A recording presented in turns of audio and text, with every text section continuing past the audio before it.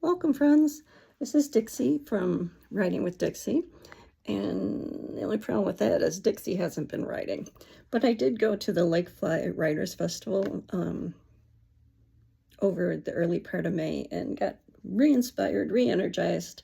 And that's what a good conference should do for you. It should make it all better, make it all seem shiny and new again. Yeah, even through that 10th revision. So here's the scoop. I decided somebody who organized it had written a list of all the vendors, and there were, I don't know, 60, 70, 80 vendors who were selling books and selling book-related stuff. And I was there too. I was selling books. And somebody put me down as my genre was horror. And I'm like, well, yeah, I have a chapbook of creepy horror stories called Walking in the Graveyard. And that's what people remember me for. But I don't consider myself a horror writer per se. So I decided to go back, and I'm doing this 3-book series, which I've outlined 2 of the 3. And I decided to write it as horror. So, because I haven't done anything that big yet for horror. And so I was really excited. I started writing again, and it's real creepy and sensory, and it's going to be nasty. And I really can't wait. It's fun. Next week I'm bringing the first chapter to my my writing group to see what they think. So I was like, well, how do I write horror? What makes something horror? And so, of course, being former teacher, I ordered like 5 books, one's from the library, and then one's from thrift books, and a couple others from Amazon. And I'm like, how do I write horror? And pretty interesting. It was pretty much atmosphere is one thing.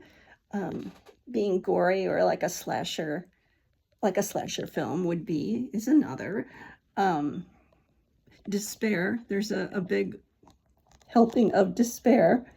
A lot of the books I've been reading have not a good ending, and I'm like the happy ever after queen. I'm like, everybody has to be happy. So I'm not at the end yet, but we'll see how that goes, especially since it's going to be a 3-book series.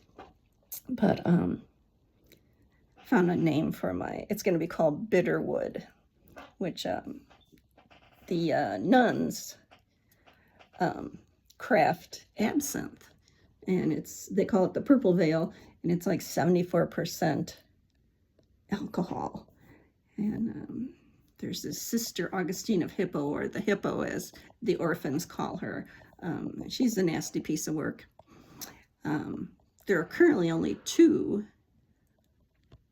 orphans there. One is the like byblow of the really rich St. Pierre family, but she has a lot of physical problems. Haven't quite gotten there yet, but she's got like a chromosome disease, so like her tongue's always hanging out, and she lisps, and she's overweight. She's beautiful red hair. Everything's not all bad. And then there's our heroine, who is Ippo, I-P-O, and she's named for the moonflower,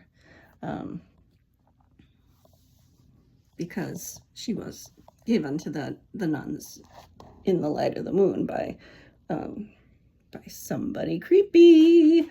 I don't know everything yet, but should be fun.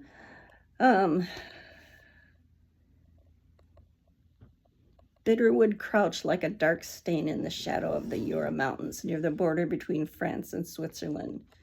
It was almost inaccessible. It's creepy. So I'm really enjoying writing the creep. Let me know what you're working on. I'd be excited to hear it. And we'll talk to you later. Right on.